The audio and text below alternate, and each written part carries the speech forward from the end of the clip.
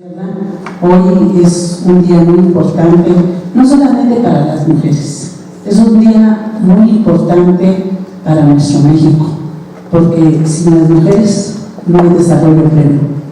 Entonces, felicidades a todas las mujeres en todo el país, felicidades a todos los hombres, a nuestro México, porque en la medida en que haya la participación equitativa, igualitaria, que vayamos hacia la paridad en todas las acciones, tanto desde el ámbito familiar hasta las políticas públicas en todos los niveles, en esa medida habremos logrado democratizar a nuestro país. Nueva Izquierda ha sido enfática y ha sido puntera en este tema. Gracias a Nueva Izquierda, a nuestra propuesta, logramos en nuestros estatutos, Rosalinda, que desde hace ya varios años estuviera establecida la paridad, ¿sí? que es un tema que nos vas a hablar en unos momentos. Entonces, en el marco del Día Internacional de la Mujer, hoy el Día Internacional de las Mujeres, antes del Día Internacional de la Mujer a secas, y los tiempos han venido cambiando y ahora se le llama el Día Internacional de las Mujeres. En este marco, pues no podemos dejar pasar una fecha tan importante sin que podamos platicar qué hemos hecho las mujeres, qué es lo que buscamos, qué es lo que queremos. Naturalmente que lo que queremos es un país en pleno desarrollo, un país democrático, un país con igualdad de oportunidades para todas y para todos. Pero antes de dejarle la palabra a nuestra amiga Rosalinda, yo quiero hablarles sobre la semblanza de Rosalinda Ávila Cernas. Es licenciada en Sociología, egresada de la Facultad de Ciencias Políticas y Sociales de la UNAM, cuenta con estudios en psicoterapia humanista y está certificada en coaching ejecutivo estratégico y en coaching político. Actualmente es coordinadora ejecutiva de mentoría política y de empoderamiento económico de las mujeres en iniciativa Suma, Democracia es Igualdad. También es integrante de Mujeres Trabajadoras Unidas AC. También participa en la Red Nacional Mujeres en Plural, cuyo propósito es la promoción de los derechos políticos de las mujeres y la construcción de una democracia paritaria en México.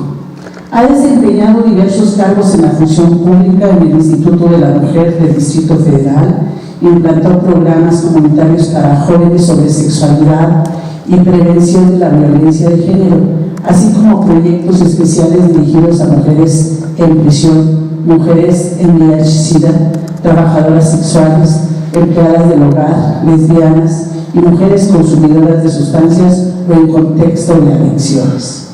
Se integró al movimiento feminista en 1986, es experta en la perspectiva de género y el enfoque de derechos humanos, fue cofundadora de diversa agrupación política nacional feminista y se desempeñó como secretaria de Equidad y Derechos Humanos del partido político Alternativa Socialdemócrata. Formó parte del grupo promotor del Encuentro Nacional Feminista 2010 y participó en la Comisión Ciudadana contra la Discriminación, instancia que dio origen a la primera ley federal en materia y al Consejo para Prevenir y Erradicar la Discriminación. También se desempeñó como vocera de la Red Ciudadana por las Sociedades de Convivencia, primera figura jurídica que garantizó los derechos civiles de las personas del mismo sexo. En los 90 fungió como presidenta de la organización Mujeres en Movimiento por la Democracia y posteriormente fue representante del Consejo Consultivo del Instituto de las Mujeres del Distrito Federal ante la Junta de Gobierno de Mujeres del Distrito Federal. Y hasta febrero del 2011 se desempeñó como invitada permanente del primer Consejo para Prevenir y Erradicar la Discriminación en el Distrito Federal. Bueno, pues Rosalinda, bienvenida, muchísimas gracias nuevamente. Quiero decirles que la compañera Guadalupe Almaguer, que es la responsable, quien coordina los esfuerzos de las mujeres en Nueva Izquierda, será quien continuará en el desarrollo de tu presentación. Bienvenida nuevamente, muchísimas gracias, buenas tardes a todos y a todas, y que les recordamos que esperamos sus preguntas, sus intervenciones, y les decimos, como siempre, que todos los martes estaremos aquí a las 5 de la tarde en estos talleres interactivos tan importantes para poder hacer reflexiones, para poder comentar los temas de interés nacional y también temas particulares de cada uno de los estados. Bien, pues muchísimas gracias. Buenas tardes. Adelante, buenas noches. Lupita Morel, bienvenida. Gracias. Bueno, pues es un enorme gusto, lo digo de corazón, estar con ustedes, y agradezco muchísimo la invitación de las mujeres de Nueva Izquierda para estar además particularmente en una fecha que es fundamental, y como ya lo mencionó Telma hace rato, pues es el día de mañana, 8 de marzo, Día Internacional de las Mujeres. Hay en las redes sociales, en Facebook por ejemplo, anuncios donde hemos colocado, hay quienes hemos colocado en nuestro muro un mensaje central que tiene que ver con que más que recibir felicitaciones como si fuera el día de cumpleaños de cualquier persona, es un día de lucha, de refrendar una larga lucha por nuestros derechos. Y en ese sentido, pues bueno, el tema que voy a abordar el día de hoy tiene que ver justamente con un aspecto de los derechos humanos de las mujeres muy importante, que son los derechos políticos. Y en este caso concretamente, pues me he permitido traer una presentación para ir planteando los temas centrales de este tema actual, que tiene que ver con las mujeres políticas, las mujeres que, como las mujeres de Nueva Izquierda y de los partidos políticos del PRD y de todos los partidos políticos, y también las que no están en un partido político, pero nos interesa, digamos, la participación en este ámbito, es fundamental. Este tema es las mujeres ante el desafío de la paridad. Quisiera, antes que nada, plantear que desde el punto de vista ideológico y de los principios, pues tenemos el contexto de que ustedes, mujeres, son mujeres de una expresión política del partido político de izquierda, que es el PRD, donde, y también me dirijo a los hombres que nos acompañan, quiero hacer un paréntesis de inicio, y me parece que esto no es una lucha, el enfoque de la igualdad de género y de la equidad no es una lucha, y la perspectiva de género y de derechos humanos no es un asunto solo de las mujeres, es un asunto de hombres y mujeres. Primera precisión conceptual, porque se malentiende a veces este enfoque, y es con el que yo quisiera ir enmarcando la conversación de hoy. Entonces decía, me parece muy importante retomar los principios que en Nueva Izquierda ustedes se han planteado, que son principios, digamos, muchos de ellos, justo que tienen que ver con esta no discriminación contra las mujeres y la igualdad que estamos planteando hoy día como tema central.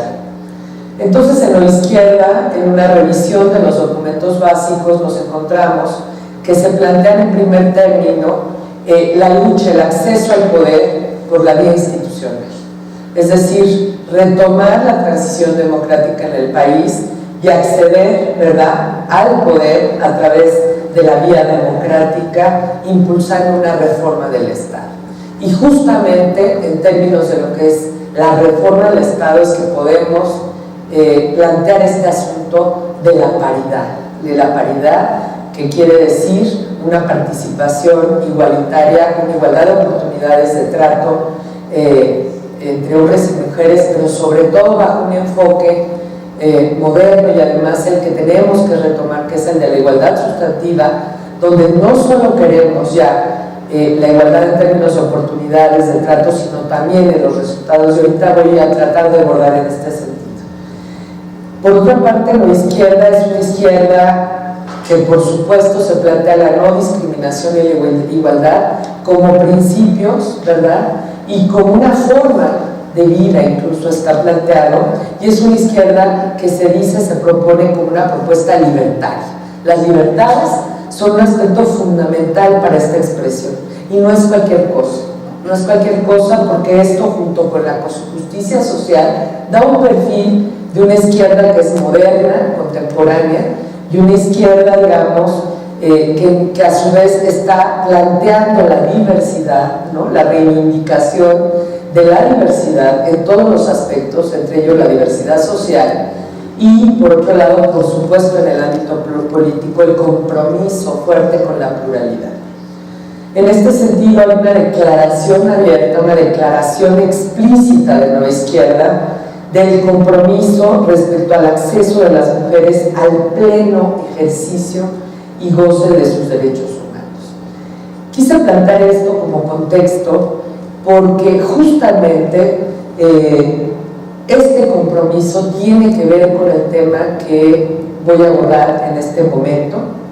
Entonces, quise también, por otro lado, a nivel de contexto, contextualizar un poco, bueno, de contexto contextualizar la redundancia, otro aspecto, digamos. Por un lado están planteados los principios ideológicos de Nueva Izquierda y por otro lado el asunto de los derechos políticos de las mujeres, que decía yo, tenemos muchas brechas, ahorita vamos a ver algunas, mucho trecho por avanzar, pero sin embargo también me parece que un posicionamiento importante, y este es el que yo tengo, es que sí hemos tenido avances. La discriminación contra las mujeres, la desigualdad es un proceso histórico milenario y realmente, digamos, hemos logrado avanzar en relativamente pocos años, en las últimas décadas, enormemente. Y en este sentido el movimiento de mujeres, al que llamamos movimiento amplio, del cual ustedes, compañeras, han formado parte, forman parte y han sido protagonistas de esta lucha, y en este sentido también como parte del movimiento feminista, pues ha tenido, digamos, este movimiento varias expresiones, varios grupos, varias instancias que se han organizado. Y bueno, no voy a hablar de la lucha del movimiento a las mujeres por sus derechos políticos, hablando, digamos, históricamente en un periodo largo. Esto es, todas sabemos que tenemos a las sufragistas mexicanas también aquí, sabemos que en Yucatán se dan los primeros congresos feministas, que durante el gobierno de Carrillo Puerto y particularmente Elvia, ¿verdad? Carrillo es una impulsora, digamos, un conjunto de reivindicaciones a favor de los derechos de las mujeres y de sus libertades, pero ese proceso histórico yo no lo voy a abordar. Quiero abordar de los 90 hacia acá. Y lo quiero decir porque, digamos, yo soy feminista, hay muchas compañeras de Nueva Izquierda que se reivindican como feministas, y en este sentido, pues aquí hay expresiones, ha habido expresiones en la lucha. Me están haciendo una observación que no entiendo muy bien, no sé si es con respecto al sonido, perdón, no es conmigo. Dentro de esta lucha por los derechos políticos de las mujeres en México, hemos tenido varias instancias. Aquí hay algunas de ellas: la Convención Nacional de Mujeres por la Democracia, que se instituye en el 91, la Asamblea Nacional de Mujeres en el 92, es decir, a partir de los 90 se empieza a generar un movimiento a favor de este eje de lucha.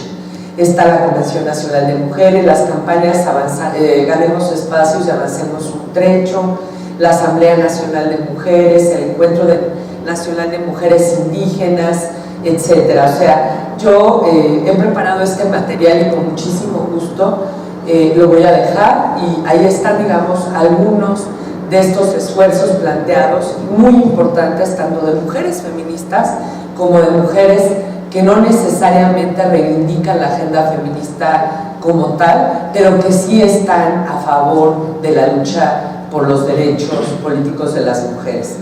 En este sentido, bueno, están Mujeres y Punto, Mujeres en Lucha por la Democracia, la Red de Mujeres en Plural, que actualmente, hay que decir, varias compañeras de Nueva Izquierda forman parte de esta red, de la cual yo también formo parte, y en la sistematización que hoy he hecho, efectivamente quisiera decirles que hay propuestas de mujeres en plural, ¿no? Y en este sentido, propuestas de mujeres de Nueva Izquierda que están y no están en Mujeres en Plural, que estamos reivindicando actualmente en el escenario de consolidar la paridad.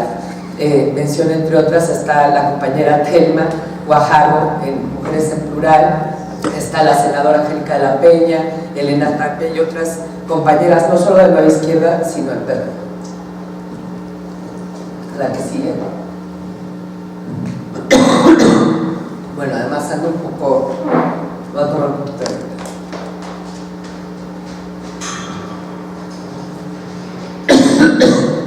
Qué pena, pero hay un virus en el DF medio difícil.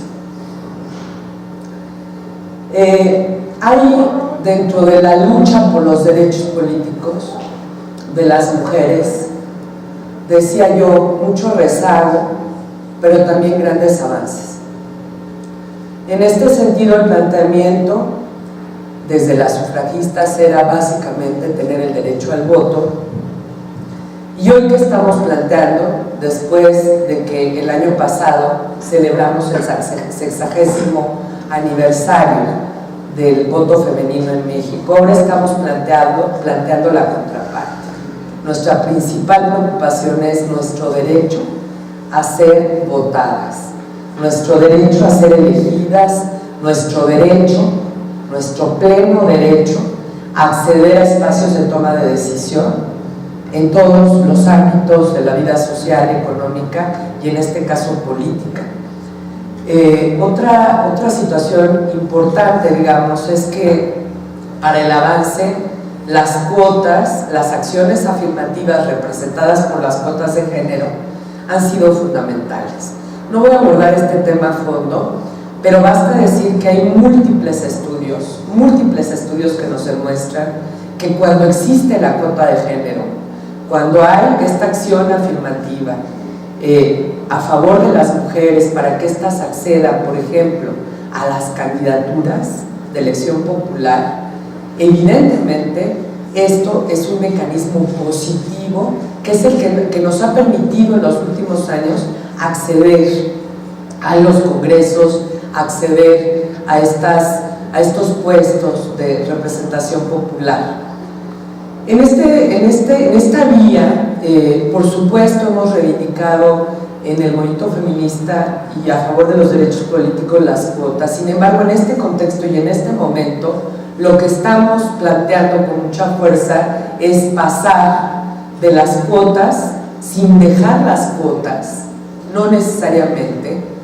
Hay que entender que las acciones afirmativas también no solo abarcan las cuotas en las candidaturas, sino hay otras que vamos a revisar ahorita que no queremos dejar de lado, pero decimos hoy día ¿qué queremos las mujeres? Las mujeres queremos paridad.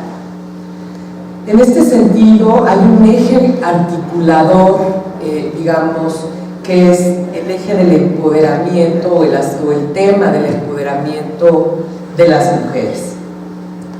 Quise poner esto porque en términos de lograr, ¿verdad?, nuestros derechos políticos es un concepto que también me parece que tenemos que manejar y podemos definirlo de la siguiente manera. Quiero aclarar que hay muchísimas definiciones, mucho se ha escrito y en este sentido ustedes podrán revisar y encontrar otras, y yo traigo este planteamiento que es una elaboración colectiva, no personal sino colectiva, donde el empoderamiento es un proceso, decimos, mediante el cual las mujeres individual y colectivamente toman conciencia sobre la discriminación de género y amplían sus capacidades para tomar decisiones que juzguen importantes y que sean estratégicas en su vida.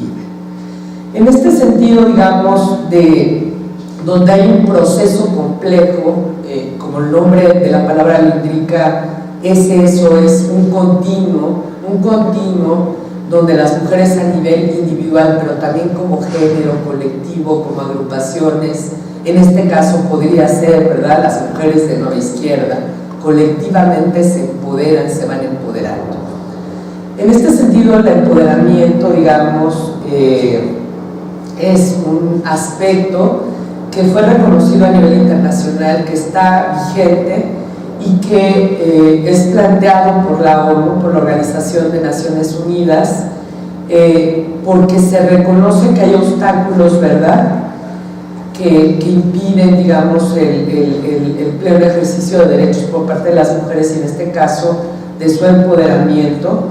Y en este sentido, los objetivos de desarrollo del milenio que pronto se revisarán, en 2015 hay una coyuntura muy importante porque los gobiernos y estados tienen que revisar los avances y en este caso México no es la excepción, y no solo los digamos, el Poder Ejecutivo, sino todos, ¿verdad?, todas las instancias del espacio, del Estado mexicano, el Poder Ejecutivo, el Poder Judicial, el Legislativo, los gobiernos de todos los niveles tendrán que dar cuenta de esto, porque el objetivo 3 del milenio es el que se plantea promover la igualdad de género y el empoderamiento de las mujeres justamente, y esto es un compromiso, insisto, de varios gobiernos y estados y en particular del Estado mexicano, y en este sentido también, digamos, dentro del empoderamiento de las mujeres está el planteamiento de lograr el empoderamiento a través de la autonomía de las mujeres, y para profundizar en ello podemos ir al análisis de lo que es. Qué barbaridad, fue esto, ¿verdad? ¿Soy yo por allá? Sí, que lo que sí. se está transmitiendo. Sí. Bueno, esperemos que no vuelva a pasar. ¿Qué es la autonomía de las mujeres? Igual, hay múltiples definiciones, pero aquí está planteada la que se ha hecho desde la CEPAL. En la CEPAL hay un observatorio muy importante que ha elaborado indicadores de género, y en este sentido esta definición de la autonomía plantea que hay 3 aspectos de la autonomía de las mujeres que son fundamentales. Esto es la autonomía económica, hay definiciones aquí de lo que es la autonomía económica. Otra parte importante es la autonomía física. Esto tiene que ver con el derecho a decidir, con la autonomía sobre el cuerpo, ¿verdad?, de las mujeres, el control de su cuerpo y de su vida, y la autonomía que tiene que ver con el tema que nos convoca hoy, que es la autonomía en los procesos de toma de decisiones, es decir, la autonomía en el aspecto político también. Quise entrar a esta parte conceptual que me parece importante porque evidentemente, así como el empoderamiento es un proceso complejo, también podemos decir que es imposible pensar que una mujer, una persona mujer, o que las mujeres como género podamos avanzar si no tenemos, digamos, estos 3 aspectos por lo menos avanzados, consolidados, ¿no? Y en este sentido, bueno, no hay que dejar de lado siempre que la autonomía física y la económica son fundamentales. El día de hoy yo no voy a poder tener tiempo ni es el tema central, pero sí me gustaría que se tomase en cuenta, porque si no hay autonomía económica, por ejemplo, o en la toma de decisiones por parte de las mujeres, no hay empoderamiento. No basta un aspecto nada más. La que sigue. Bueno, ya entrando al aspecto político, traje algunas cifras muy generales, pero que son muy ilustrativas de la situación actual, donde hemos tenido avances en materia política de las mujeres, y sin embargo todavía podemos ver que hay una brecha, hay una desigualdad entre hombres y mujeres grande todavía. El primer dato importante es decir que el 52% de la lista nominal, ¿verdad?, en este país está conformado por mujeres. El segundo aspecto, y ahí voy a llamar su atención, son las 2 cifras que vienen a continuación. Actualmente contamos con 37% de mujeres en la Cámara de Diputados y y 33% en el Senado. Esto se acerca a lo que llamamos la sombra, digamos, este 60-40, 50-50, que es donde ya podemos hablar en términos de que nos acercamos o se está llegando a la paridad. Si ustedes observan aquí, ¿verdad?, es mayor el porcentaje en la Cámara de Diputados, pero es muy importante en el Senado. Y esto lo logramos ¿por qué? Lo logramos justamente a partir de hacer efectiva la cuota de género.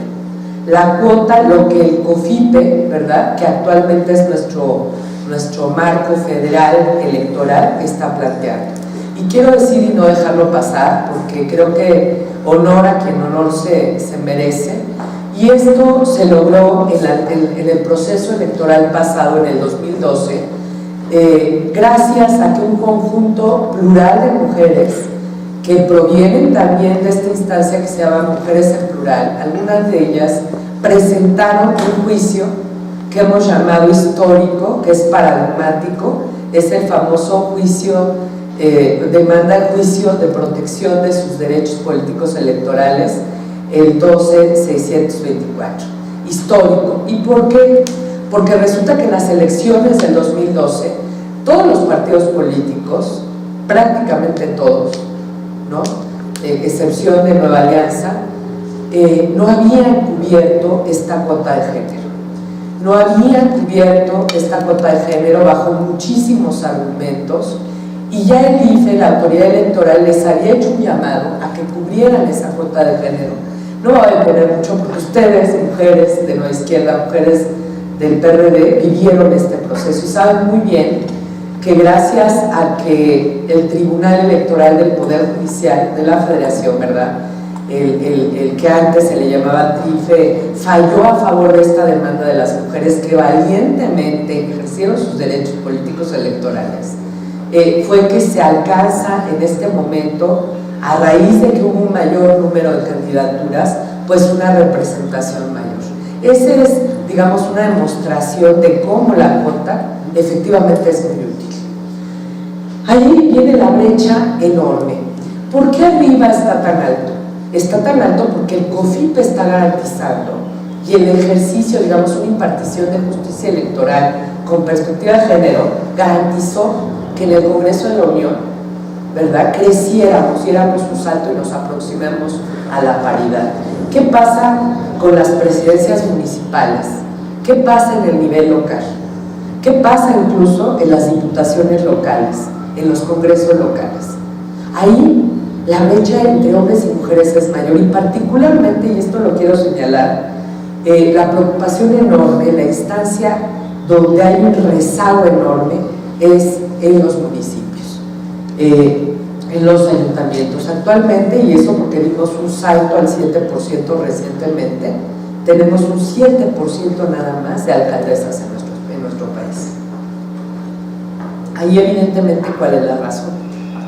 Pues que no hay nada que haya garantizado, digamos, en los códigos electorales estatales una cuota que permita a las mujeres, ¿verdad?, acceder, y que permita, digamos, que haya medidas similares a las que hay para procesos federales o incluso en algunos locales a nivel de las diputaciones, y ahí vemos esa brecha enorme.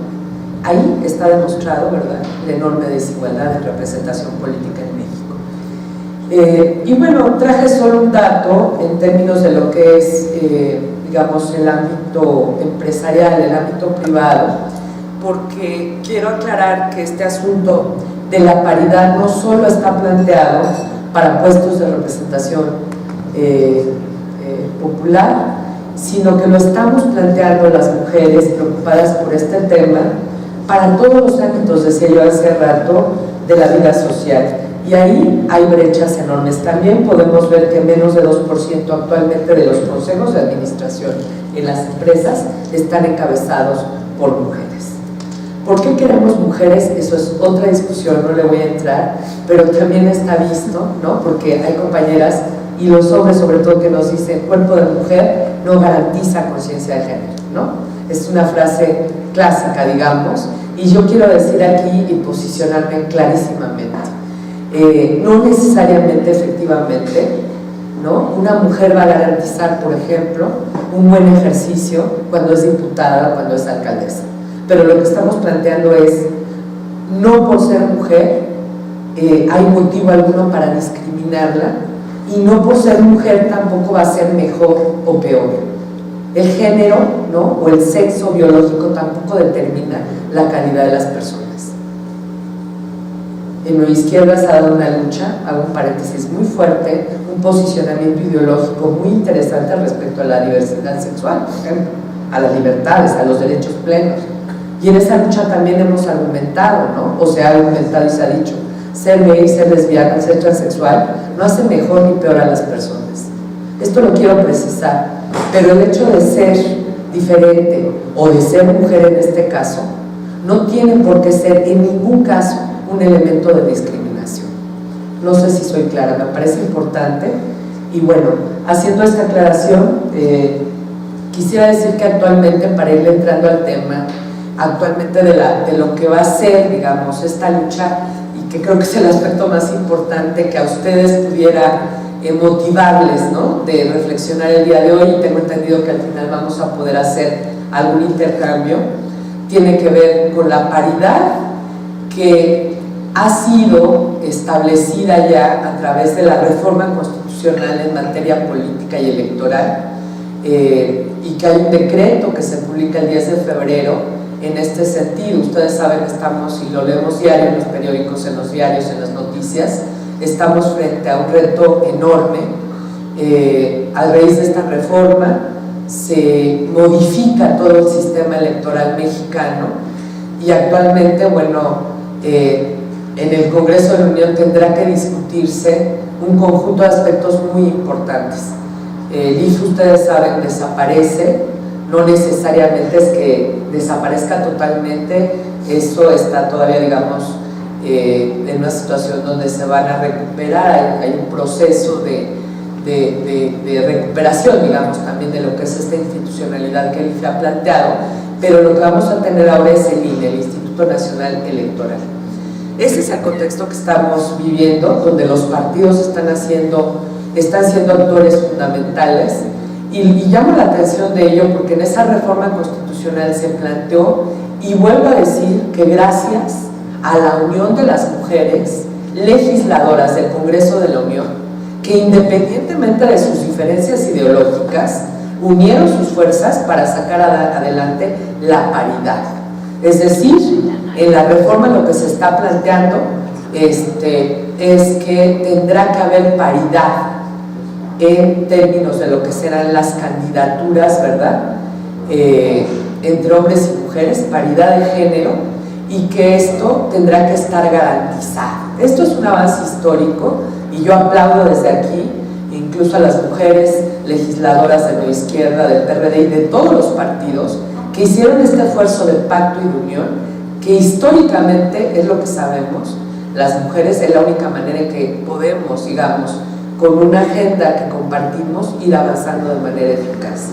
Entonces, bueno, entro a la base legal. Ahorita entro al proceso que vamos a vivir, y que me parece que tenemos que estar alertas, pero tenemos una base legal incluso antes de la reforma, que se aprueba en el Congreso en diciembre y que se publica, digamos, decía yo, el 10 de enero, constitucional en materia electoral y política. Teníamos una base legal muy clara que ustedes conocen, ¿verdad? La Constitución Política ya planteó en el artículo 1 la no discriminación, la igualdad entre mujeres y hombres está planteada desde hace muchísimo tiempo en el cuarto constitucional, y aquí quiero hacer un paréntesis conceptual también. Hay una enorme discusión, ¿verdad? Se dice la equidad, y la equidad está instalada en el lenguaje de la izquierda, está instalada en el lenguaje de las organizaciones civiles, está instalada incluso en el movimiento feminista. Y yo digo, ¿queremos equidad? Sí queremos equidad, pero la equidad, quiero ser clara, no es suficiente. Queremos igualdad, y ahora lo que queremos es igualdad sustantiva. La equidad es, para explicarlo en términos muy sencillos, poner el piso parejo, ¿verdad?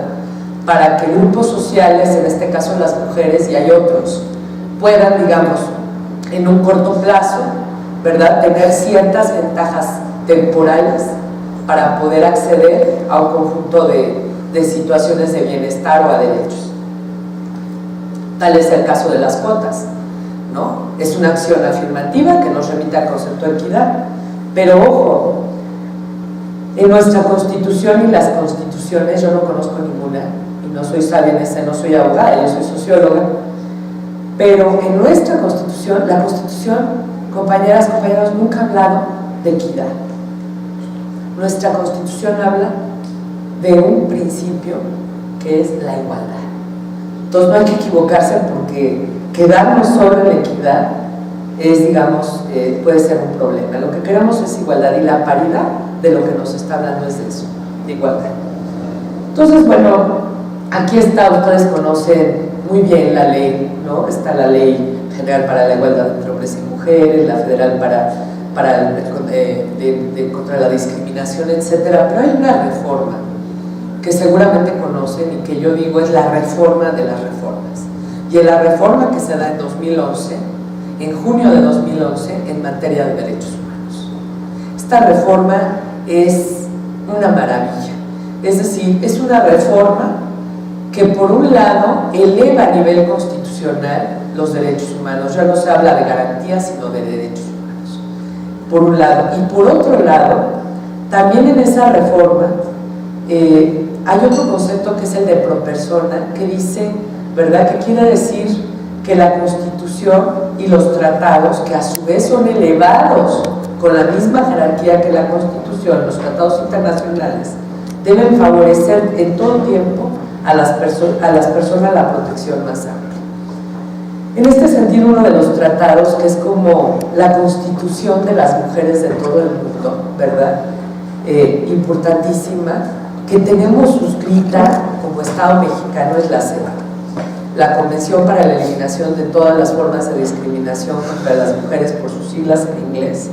Y hago hincapié en esta reforma constitucional, porque justamente en la que sigue, por favor, en la CEDAW se plantea lo que es la igualdad sustantiva, ¿verdad? Y justamente ese juicio que se gana, y estoy hablando de ese juicio, pero hay otros juicios que son paradigmáticos. Vamos, el de Thelma Guajardo es un juicio paradigmático. El JDC que ella metió es uno que se cita por estudiosos y por el movimiento de mujeres, entre otros de mujeres, porque son juicios para la defensa de los derechos políticos. En este caso, dice, el JDC quiere decir del ciudadano, deberíamos decir la ciudadana, pero en este caso de las militantes, que cuando ven violentados, ¿verdad?, sus derechos, ¿verdad?, pueden tomar este recurso que es la demanda de JDC, de juicio de protección de derechos políticos. Y lo digo porque hay un sustento legal, por eso lo estoy planteando. Y quisiera yo decirles a las militantes, ¿verdad?, que conocemos, digamos, en mi experiencia de los últimos años, donde he trabajado con mujeres de todos los partidos políticos, me he dado cuenta que hay una dificultad para que las mujeres ejerzan sus derechos plenamente. Ese tema no lo voy a abordar a fondo, pero yo sí quisiera decir, como han dicho muchas expertas, colegas mías, que en realidad el hecho de meter una demanda cuando se violentan mis derechos en mi partido político es algo correcto, compañeras. Y lo estoy planteando también porque en el contexto que vamos a ver, esto seguramente será un recurso durante el proceso, los procesos electorales, pues los han sido siempre, ¿verdad?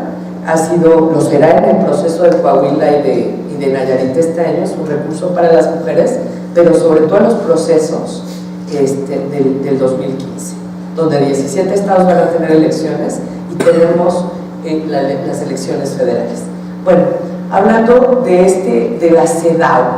La CEDAW, que decía yo, es como nuestra constitución de las mujeres a nivel mundial, que a la vez ahorita es un recurso jurídico importantísimo, porque podemos apelar a ella en las instancias jurisdiccionales, porque ya tiene el mismo nivel de la Constitución. Además, plantea que la igualdad, ¿verdad?, de resultados, y ahí viene toda una definición, y ser la culminación lógica de la igualdad sustantiva o de facto, es decir, en los hechos.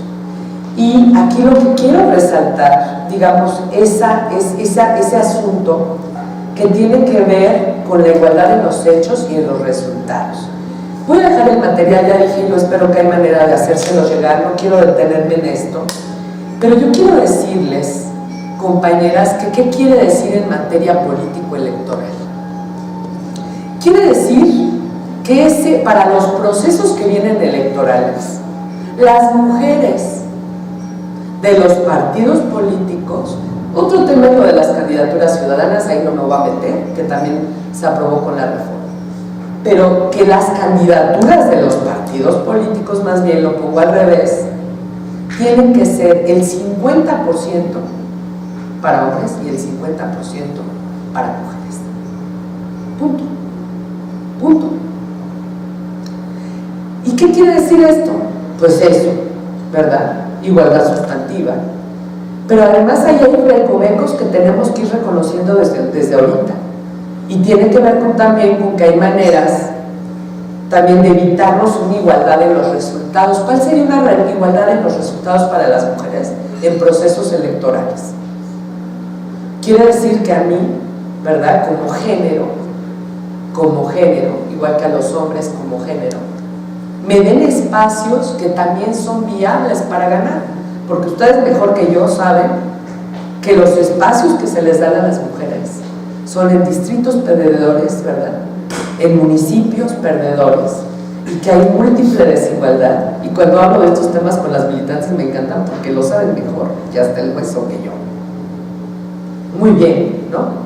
Hay desigualdad en el acceso a los tiempos de campaña, en los tiempos oficiales. Hay desigualdad a la hora de recibir los recursos de campaña. Y ya no digamos de esos mecanismos históricos que se han dado, donde se dice, ¿verdad?, equivocadamente, las mujeres no saben, no quieren y no pueden. Y esto es completamente falso. En el proceso electoral pasado, las mujeres del PRD en varios estados sacaron listas y listas y listas diciendo sí queremos y podemos, ¿no? Y sí queremos y podemos. ¿Y cuál es el otro mito que nos dice? Se me acaba de ir, lo acabo de mencionar. Bueno, aquí está la lista. Quiero ser candidata. Entonces, igualdad de resultados quiere decir también un proceso donde no nos rezaguen también y nos den las candidaturas, ¿verdad? Las candidaturas perdedoras en lugares que sabemos que no son bastión de los partidos, porque ni siquiera nos los dan luego en muchas ocasiones en los bastiones, sino tampoco en los lugares que se llaman reñidos, ¿no? Ahí les voy a dar un tip. Yo les digo, trabajo con mujeres de muchos partidos políticos haciendo coaching, ¿no? Mentoría política con perspectiva de género, por supuesto. Y ahorita se me vino a la cabeza algo que es la idea, aquí está el marco legal, voy a tratar de concluir ya para poder tener un intercambio, pero se me viene a la cabeza tantas experiencias de mujeres de varios partidos, de todos, donde yo he estado pues, un poco haciendo este intercambio, sugiriendo con base en la experiencia que hacer. Y recuerdo mujeres de un distrito federal de San Luis Potosí, precandidatas para un solo distrito federal, o sea, de las elecciones de la proceso federal, y ellas eran de San Luis Potosí, no eran del PRD, se los voy a decir, eran de otro partido. 5 mujeres precandidatas, 5.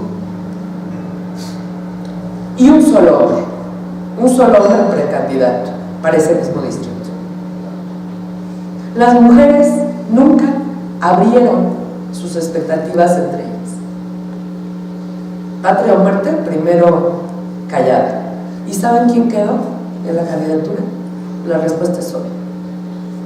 Y ahorita voy a abordar la parte, compañeras, si no hay pactos entre mujeres, podemos tener todos los derechos, y yo creo que este es un tema sensible, ¿no?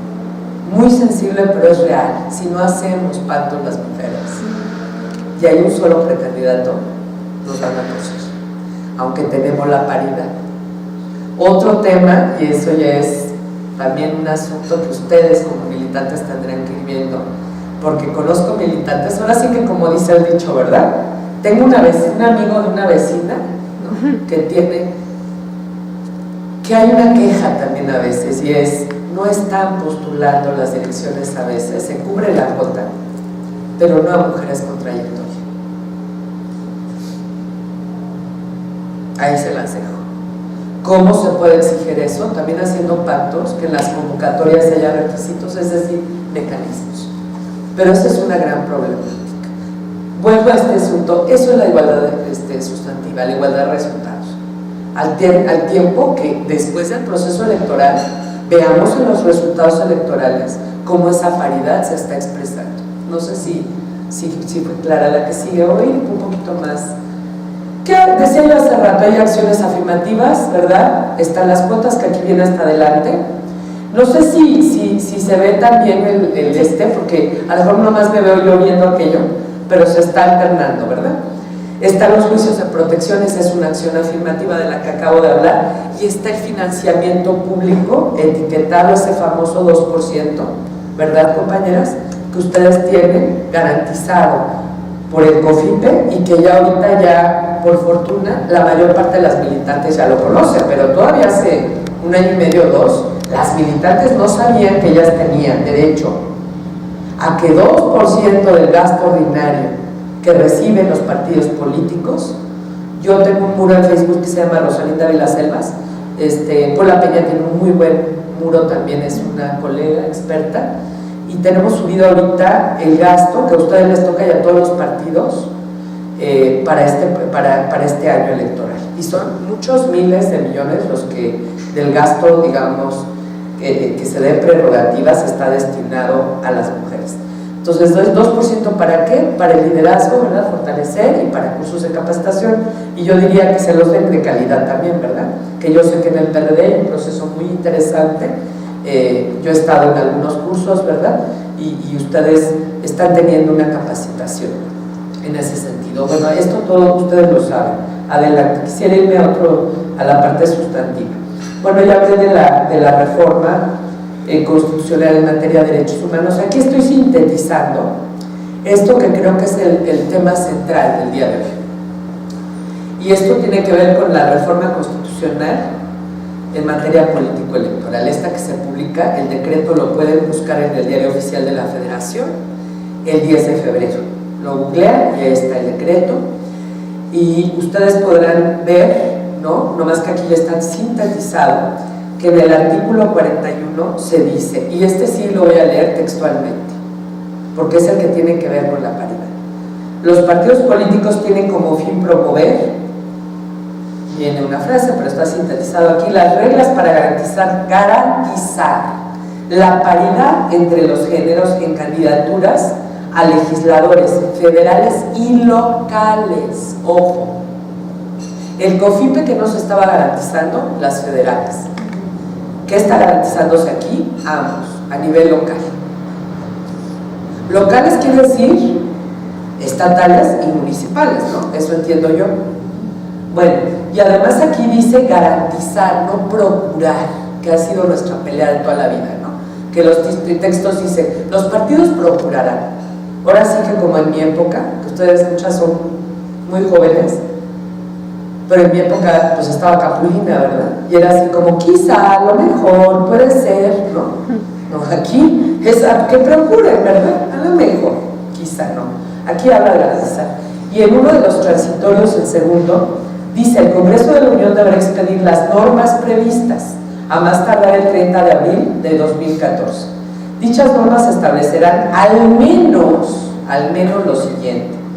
Y en el Romano 2, la ley general que regule los procedimientos electorales. Esta es una ley general que tiene que elaborarse después de 4 leyes generales. Y ojo que dice la ley, para el 31 de abril. Y en el IFE tienen los cabellos parados así los consejeros. Y todo el mundo, pues que estamos medio metidas en el tema, tenemos los cabellos parados, porque dice 31 de abril. Y antes de esta ley, tiene que haber una ley general de partidos políticos, de procedimientos, ¿verdad? ¿Qué es esta? No, perdón, esta es una de las principales. Ahorita voy a hablar de otra. La Ley General, dije, de partidos políticos, de procedimientos electorales, de delitos electorales y de propaganda gubernamental, 4. Y el límite es el 30 de abril. ¿Cuándo va a empezar el INE? El INE empieza, como ustedes pueden leer, empezaría, digamos, a funcionar y formalmente desaparece el IFE, como pueden leer en los periódicos, al momento en que se nombren los consejeros del nuevo INE. Se ha conformado una comisión, ahí alertamos de dos cosas, ¿verdad? Una comisión que es la que va a analizar el listado que ya hay de más de 300 candidatos y candidatas. Ojo, en esa comisión que va a analizar el listado de candidatos y de candidatos a consejeras y consejeros, ¿cuántas mujeres creen que hay? Una. Soledad Loaiza. ¿Verdad, no? Imagínense. Pues desde ahí estamos empezando a preocuparnos, ¿no? Y en esas 300 y tantas hay un porcentaje chico, aunque hay mujeres, ¿no? Hay mujeres. Entonces hay que hacer 10 o 11 listados, ahorita 11 listados de 5, donde estamos planteando, ¿verdad?, que una de las demandas sería, compañeras, pues que hubiera mujeres, la mitad, ¿no?, de mujeres en el consejo del INE.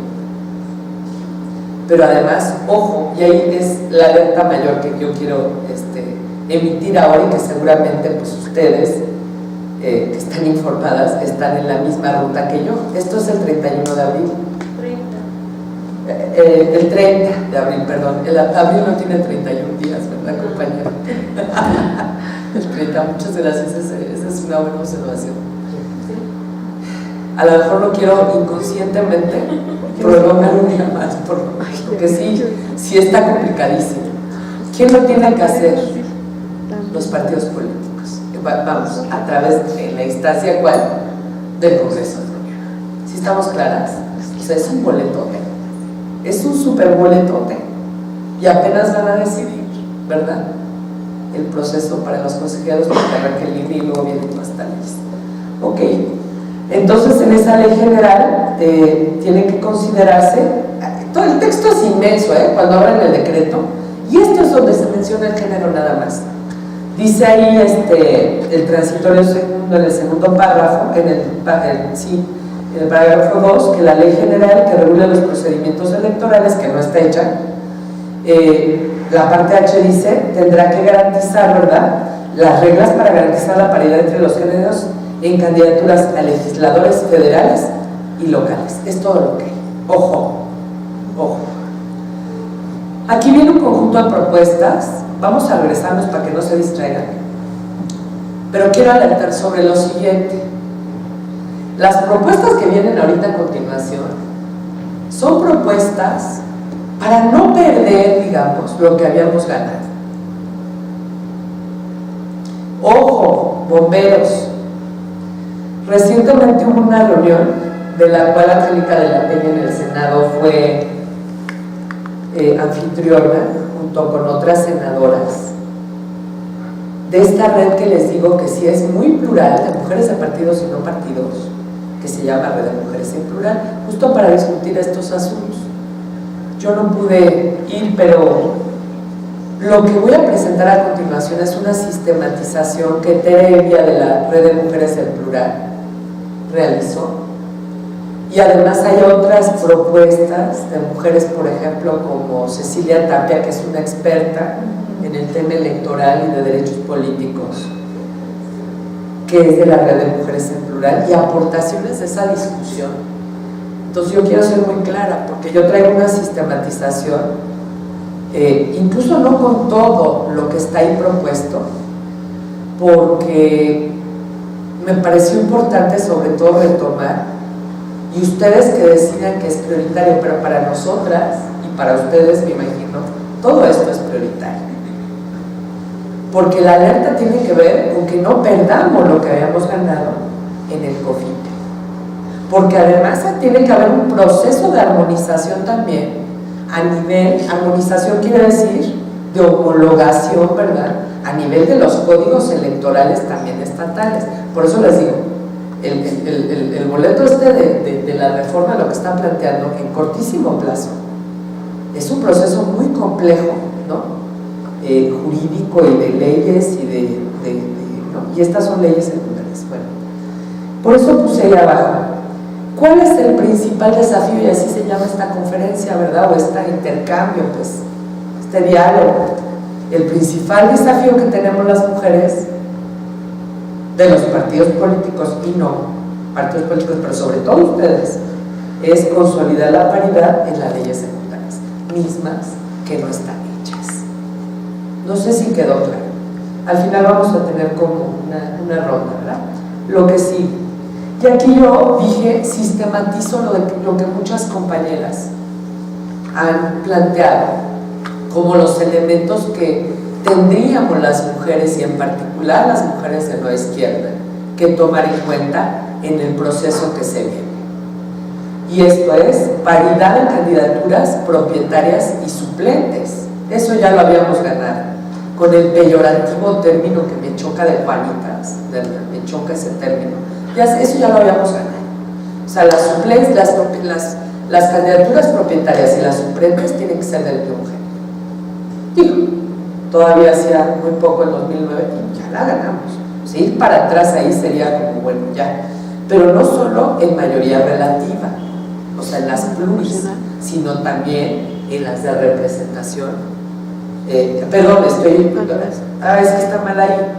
No, sí, no solo en las de representación proporcional, o sea, en las pluris, sino también en las de mayoría relativa, en las de tierra, ¿no? Esas que son las de tierra. Luego, fórmulas, ya dije, con suplencias, alternancia en las listas de representación proporcional, perdón, y entre segmentos. Eso ya lo tenemos en el COFIPE, lo conocemos, ¿no? Es decir, las listas de pluris se hacen segmentos de 5, ¿no?, que pueden empezar hombre, mujer, hombre, mujer, hombre, ¿no?, o mujer, hombre, mujer, hombre, mujer, ¿no? Ese caso de Maritelma, que es de nueva izquierda, que es un caso paradigmático que ella demanda, ella lo gana porque se salta, tocaba mujer y ella gana esa demanda y fue diputada federal. No sé si todas conocen, pero se puede googlear y el 12624 son casos paradigmáticos de derechos políticos electorales de las mujeres y no son los únicos, hay otros. Pero también dice entre segmentos, es decir, algo interesante es, ok, empezó con hombre, ¿no? Porque también las pluris, pues ahora sí que en qué lugar vas, mi reina, ¿verdad? Ya si se te tocó en una circunscripción donde tu partido anda bajo, no pongamos ejemplos. Y te toca, pues, como por el 12, pues, como que quién sabe si entraste, está, nomás que ocurran milagros que a veces hay. Digo, y esto con todos los partidos, no hablo de este partido, por favor. Hay circunscripciones fuertes. Entonces, lo que estamos planteando, si esta terminó con hombre, ¿verdad?, que esta empiece con mujer, etc. ¿Sí se entiende? Luego, este es el temazo. El temazo es eso, que no hay excepción a la cuota por el llamado método democrático de elección interna de candidaturas. Ese fue el tema de la paradigmática del 2012 que ganaron las mujeres de varios partidos que la metieron, la 12624. Porque ¿qué argumentaban los partidos, las direcciones de los partidos? Pues que el método fue democrático. Entonces, ¿no?, como fue un proceso interno, etcétera, pues que la cuota no se tiene que cumplir. Y ustedes mismas saben que cuando hay convocatorias en coaliciones, peorcísimas se pone. Yo he visto unas convocatorias de coalición que dices, bueno, ahí sí el proceso es bien antidemocrático, digo con todo respeto, porque las mujeres ahí se desarma todo el asunto. Entonces, ¿qué dijo el tribunal? Y eso es lo que tenemos que defender, ¿no? Esa lógica jurídica, esa impartición de justicia electoral con perspectiva de género que ha hecho el tribunal y que sigue haciéndola, y que no quiere decir que los derechos que ganamos las mujeres a veces sean para siempre, hay que defenderlos, pero por lo pronto sí se está haciendo este procedimiento con perspectiva de género, y por tanto, ¿verdad?, el tribunal lo que dijo, a ver, señores de los partidos políticos, todos sus procesos son democráticos, ¿o no? Porque si ustedes no hicieran procesos democráticos, pues les quitamos el registro. No sé, qué bueno, ¿verdad? Todos los procesos, porque tienen, digamos, una normatividad y una institucionalidad democrática. Bueno, las sanciones por incumplimiento. Cuando no estaban cumpliendo en el 2011, se les hizo un llamado, se les hizo otro llamado. Y miren ustedes, fue un sábado. Yo no sé si oyeron ustedes por internet esa sesión. Yo salté de la cama y oía argumentar a los representantes en el IFE, a cual más, francamente, ¿verdad? De por qué no, y no sé, hasta que el IFE les dijo: ¿me cambias tus listas o por insaculación yo voy a cambiar y a poner mujeres? ¿Cómo la ves? Eso es una sanción. E incluso hay países donde la sanción es la pérdida del registro de los partidos. La pérdida del registro si ellos no cumplen con la cuota, con la paridad o lo que sea. Paridad en las estructuras partidarias. Ustedes tienen un juicio aquí que llevó a cabo Beatriz Cosío, que demandó Beatriz Cosío, y que ganó en el tribunal para que el consejo político, ¿verdad?, de este partido fuera paritario de acuerdo a los estatutos. Como bien decía Telma Guajardo al principio, Nueva Izquierda promovió estatutos, digamos, donde la paridad, ¿verdad?, estuviera puesta en la norma interna. Después, yo ya lo decía yo hace rato, que los tiempos oficiales, los recursos que son públicos para campañas, que lleguen a las mujeres también. Y ya no voy a decir que las mujeres, por favor, no se rindan ante la maravillosa propuesta de que tu oportunidad ahorita es la suplencia. Yo le digo a las mujeres cuando estoy con ellas, ¿no? ¿Para qué te metiste a un partido? ¿No queremos el poder, compañeras? ¿Cómo que la suplencia? Pues claro, está todo porque cuando son de territorio, me ha tocado ver distritos, municipios donde la gente reconoce la experiencia, los saberes, y a quienes reconocen esas a las mujeres. Y ahí estamos las mujeres, ¿no? En tierra haciéndole campaña al señor que es propietario. Entonces dijimos, empoderarse es un proceso, poquito a poquito, pero hay que apurarse también, compañeras, porque si no te quedas como propuesta de suplencia eternamente. Con todo respeto, ¿no? Mejor para eso yo digo, vamos a dedicarnos a otra cosa, ¿no? A otra cosa. Bueno, la que sigue, ya voy a terminar. Pero esto es importantísimo, ¿eh? Ojo, si se nos va esto, pues ya vamos para atrás. Bueno, a nivel de de la legislación electoral, ¿verdad?, local, pues en las entidades federativas hay que plantear lo mismo que ocurrió a nivel federal, que la paridad también esté considerada en las constituciones locales. El cumplimiento de la paridad en representación popular, diga, voy otra vez, ya me hice vuelta. El cumplimiento del principio de paridad en las candidaturas de representación popular en estados donde está el famoso repechaje, como en Jalisco, por ejemplo. ¿Qué es eso? Que en las pluris entran, ¿no?, los mejores perdedores de las uninominales, ¿sí? Entonces, bueno, ahí, por ejemplo, también, hay que garantizar que de todas maneras, ¿no?, se hagan mecanismos para que se garantice y que este tampoco sea una excepción. Por ahí leí, antes de que se me olvide, y otra cosa, dos cosas antes de que se me olvide. Leí un artículo de Jorge Alcocer, experto electoral, estos días, donde decía, a ver, está también lo de la reelección. La reelección no va a operar sino hasta 21 y 24 para diputados y senadores, respectivamente federales, hasta el 21 y 24. Pero los estados que van a tener elección este año, que son, dije, Coahuila y Nayarit, ellos van a tener ya reelección en el 17. Ahí para las compañeras de Coahuila y Nayarit, ya lo saben, ¿verdad? Y los compañeros. Por tanto, ¿qué decía Jorge Alcocer?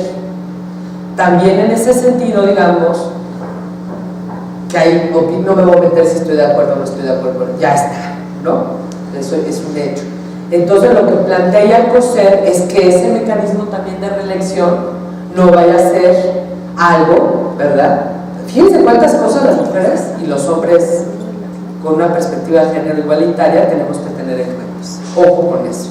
Hay una propuesta en lo federal, no me voy a regresar, pero que se me olvidó, que es de Cecilia Tapia, esta experta, ¿no?, en materia electoral. Ella trabajó muchos años en el IFE y en el tribunal estuvo a su cargo el área de género. Y ella tiene una propuesta para que en la ley de procedimientos de medios de impugnación, que ese es adicional después de las 4 leyes que les dije que había que hacer, en la de medios de impugnación, haya una acción afirmativa que se llama suplencia de la queja. ¿Qué quiere decir eso? Que si una mujer siente, y un hombre también, porque la perspectiva de género, yo dije, está hombres y mujeres, pero en los hechos, pues a las que violentan los derechos no son esas las mujeres, eso es una realidad. Si yo siento, yo militante, o yo ciudadana, pero en este caso yo militante del PRD, en este caso, siento que violentaron mis derechos, hay un tiempo, y es parte de lo que yo tengo que saber y estar al tiro, y de la capacitación que ustedes me imagino han recibido, un tiempo para que yo impugne. Es la ley de medios de impugnación la que se va a rehacer. Entonces es 36 horas, bla, bla, bla. Entonces muchas compañeras, en mi experiencia, ¿qué pasa? Que se ponen re nerviosas y quieren argumentar, pero impecablemente, y no somos abogadas. Todos los juicios son muy caros. Necesitamos abogadas feministas en materia electoral, ¿no? Así como las necesitamos para la protección de los derechos de las mujeres o de la violencia civiles, divorcios, necesitamos electorales, compañeras. Es muy caro. Bueno, hay compañeras que han llevado su juicio sola. Beatriz Cosío lo llevó prácticamente sola, pero hay que dedicarle. Bueno, ¿qué es la suplencia de la queja? Yo siento que violentaron mis derechos político-electorales y en este caso el derecho a ser candidato. Tengo que meter la demanda, tengo un tiempo corto. Más vale no clavarme y perder tiempo en querer argumentar cuando no soy abogada, sino argumentar los hechos, ¿sí? Y meter a la instancia jurisdiccional que proceda, ya sea el Tribunal Electoral local, hay salas regionales del federal, etcétera. No es el tema de hoy, ¿verdad? Sería bueno, y me imagino que los han tenido estos temas. Más vale meter eso. Y suplencia de la queja quiere decir que cualquier omisión, cualquier error jurídico, ¿verdad?, pues pueda, digamos, el tribunal, y de hecho lo hace, la suplencia de la queja, esas lagunas subsanarlas, ¿sí? Eso es muy importante, pero que quede regulado.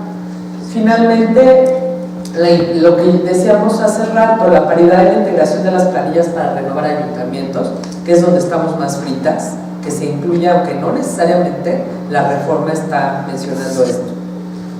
La reglamentación de un porcentaje, así como el 2%, compañeras, que hay para el COFIPE, que son muchos millones de pesos para su capacitación, para fortalecer su liderazgo, que los códigos electorales locales tengan una cantidad, y ya existe desde el 3% hasta el 5% en algunos estados, que los que no tengan esta parte la incluyen. Y por supuesto su reglamentación, porque antes los partidos o no ejercían, aunque se les penalizara con dinero, no ejercían el 2%, o como sabemos, era un escándalo, lo gastaban en gasto corriente o en detergente para lavar, y, ¿no?, cosas así. Así están los reportes. Y una cosa que se peleó fue la reglamentación. Entonces, que haya supervisión, y eso es una parte que el IFE hace actualmente. El IFE, ¿no? Yo hace poco estuve en un curso pagado por el 2% en un partido político, y estaba la supervisora, la intendentora del IFE ahí fiscalizando recursos. Entonces hay que garantizar. Ya voy a concluir la que sigue. Y es ahí se las dejo, pero es una cita de Marta Lamas, que terminaría, si me permiten, leyendo. Porque yo hace rato decía, ahí está este reto de la paridad y de la participación.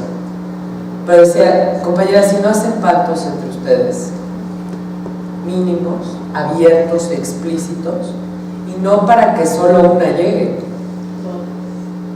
si no se puede todas, ¿a cambio de qué? En el mejor de los, digamos, en el mejor de los términos, o en este proceso yo, en el otro tú, o sea, ¿cómo le vamos a hacer? Ahora sí que qué bueno que no es mi asunto, ¿verdad? Yo no estoy en partido, entonces por tanto, más. Pero esta cita tiene que ver con los pactos, con unirse, digamos, y me encanta. Y tiene que ver con los desafíos, y esto es algo que planteó Marta Lamas, que es una feminista muy importante en México, al igual que Marcela, que ayer fue premiada por el Senado, ¿no? Marcela Lagarde, y otras que tenemos, no voy a nombrarlas a todas, pero mujeres que han sido, mujeres que han aportado mucho a la lucha, y desde el punto de vista teórico también. Y Marta dice, tal vez la principal lección aprendida por el movimiento feminista en estos años, en estos 30 años, es la inexistencia de la unidad natural de las mujeres. No existe eso que porque somos mujeres, ¿no? La unidad tiene que ser construida políticamente. Esto, digamos, la falta de unidad ha erosionado, esta idea de que hay que construir políticamente, esto ha erosionado en algunos grupos el pensamiento mujerista y a su vez ha revalorado la relación con las demás fuerzas políticas. Además de pretender influir en coyunturas electorales, es evidente el extraordinario interés de las feministas en toda la República por construir una agenda común. El desafío más interesante para ellas es combatir el reduccionismo identitario que propicia la fragmentación, crear procesos de unificación y lograr objetivos para el conjunto de la sociedad propiciará un ejercicio ciudadano susceptible de alterar la balanza del poder institucional. Entonces, bueno, yo concluyo con ello, creo que me alargué, pero pues me encantaría ver si hay la oportunidad de tener algún intercambio, opinión, en fin. Entonces yo les agradezco muchísimo su paciencia. Muchas gracias.